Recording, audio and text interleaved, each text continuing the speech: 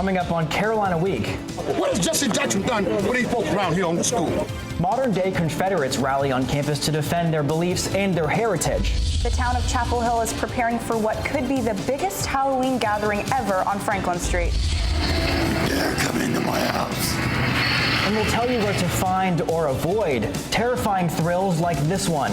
All that and more. Carolina Week starts right now.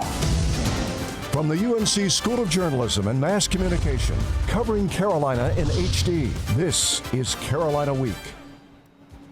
After nearly a year of searching, there's a new person at the helm of the UNC system. Good evening, I'm Ben Smart. And I'm Sharon Nunn. The UNC Board of Governors has announced the replacement for current UNC system president, Tom Ross. The board has finally approved the new UNC system president. She's former U.S. Secretary of Education, Margaret Spellings. She's known for her conservative views and the controversial No Child Left Behind Act, which became law during George W. Bush's time in office. The board also approved a pay package of $775,000 a year with potential performance bonuses.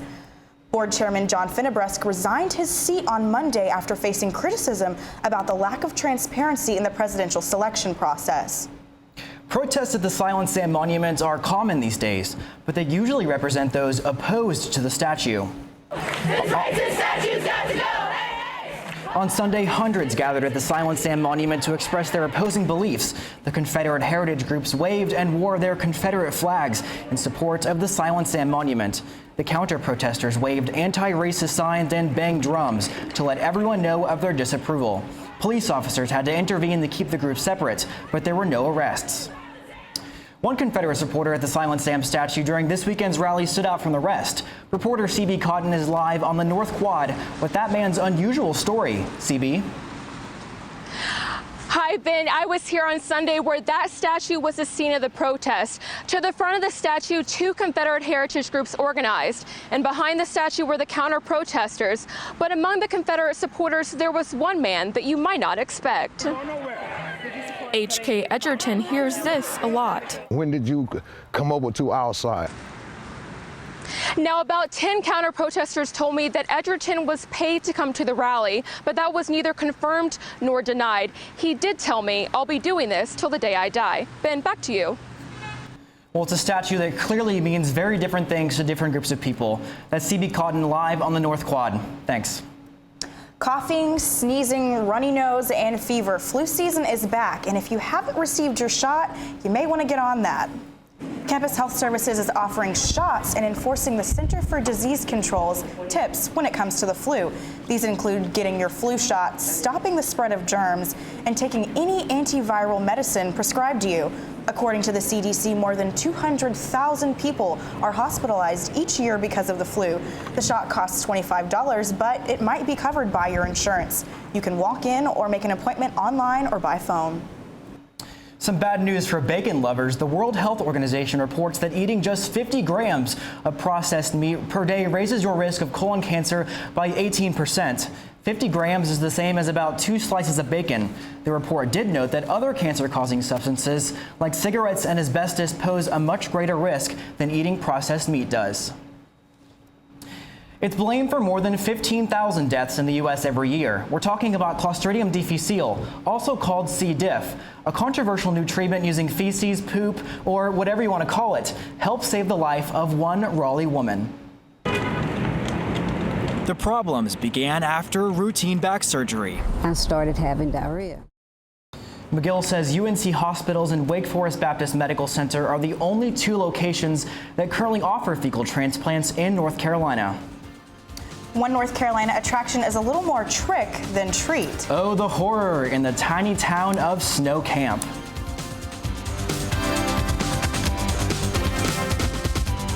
Thunderstorms are rolling in, but just how bad are they? And how long will they last? Kat Campbell has the forecast up next.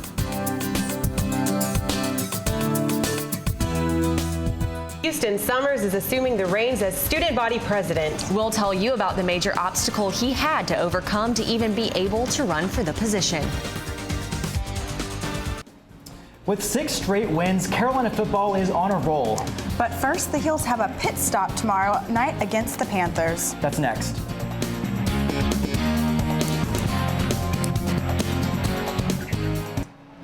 Spring is here. Some people do spring cleaning and some throw paint. Students celebrating Holy Moly flocked to Hooker Field Friday afternoon dressed in white. But they didn't stay that way for long.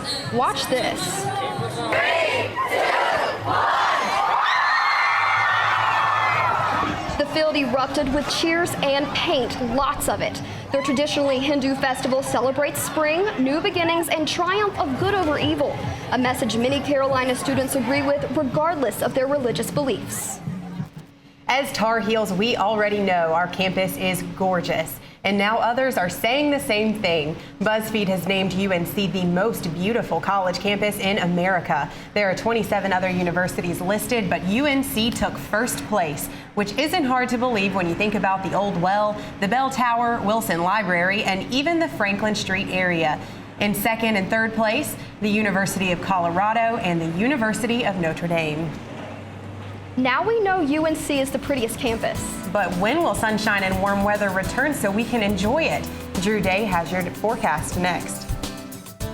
Many students think about leaving their legacy here at UNC. Every year at this time, thousands of seniors wait in line to do just that.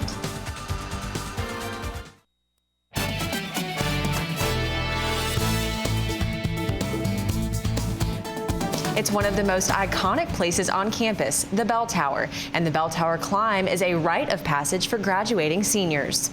At the annual Bell Tower climb, students took part in the unofficial tradition of writing their names on the walls.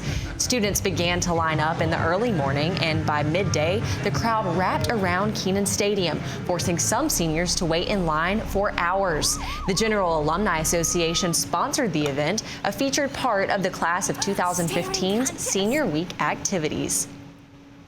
I know I went to the walk and I waited for around 4 hours. I was out of town, so my name will not appear on one of the bricks. Oh no, well that's okay. Are you going to be able to do some other Senior Week stuff? Yeah, of course. Okay, cool. Well, as we all know, it's going to be a sad day when we have to leave the studio, but it's been a great semester. That does it for this edition of Carolina Week. Thanks for watching. Good night.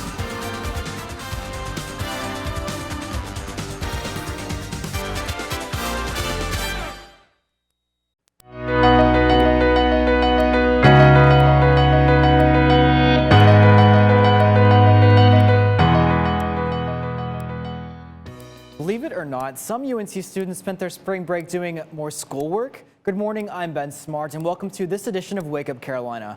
Tonight at 7 p.m., UNC documentary students will be showing off months of hard work. Stop by the FedEx Global Center for a screening of the documentary they filmed over spring break. It's titled Undercurrent. Here's a preview of what you'll see tonight. Undercurrent. A documentary filmed, researched, and edited entirely by UNC students. It's about Boca del Toro, a province in Panama, fraught with a changing environment and increase in tourism. Professor Pat Davison leads the students. I think it's always great to see how students go through the process of teetering on the brink of disaster at the beginning and then, gaining steam, and then at the end, revealing something that's really great that they've worked on. And he says they've grown and improved. Until you go to a foreign country and you're faced with cultural expectations that are different from your own, and you're faced with a language barrier, you don't really get it. You can't really understand it until you go do it. Anna Claire Spellman is a videographer for the documentary. I think in some ways it's probably representational of a lot of other smaller communities like the one we were in, and I think maybe it's a good example of what can happen in small places where there's been damage done environmentally and also a big tourism increase. Check out their Facebook event page for screening details. A silent but powerful testimony filled the quad yesterday. More than 1,000 backpacks, each one with a personal story representing a college student who committed suicide. The display was arranged by the group Send Silence Packing. It's part of an effort to get people talking about increasing college suicide rates. Now, something as simple as a cup could go a long way in changing the conversation around the meaning of consent. Next time you're at a party, you may find these Carolina Conscious cups instead of traditional solo cups. Sororities and fraternities are now using them to start conversations about sexual assault and to remind students to act ethically. The cups are also environmentally conscious. They're fully biodegradable in just 50 days. On to weather now. Warm spring afternoons are perfect for enjoying your favorite outdoor spots on campus. Enjoy your walk to class today with mild temperatures this morning. The overnight low is 49. We'll warm up to a high of 77 degrees this afternoon with partly cloudy skies and no chance of precipitation. Ever heard of a college student who doesn't love free food? I know I do. Me neither. Head out to the pit tomorrow for free ice cream and the chance to connect with business professionals. Seniors, think JOB, job. Cisco is partnering with the Alliance of Minority Business Students to host an event about internship and job opportunities. Who wouldn't want a job and some free ice cream to go with it? For all your campus updates, follow us on Facebook, Twitter, and Snapchat and Instagram. Have a great day, everyone.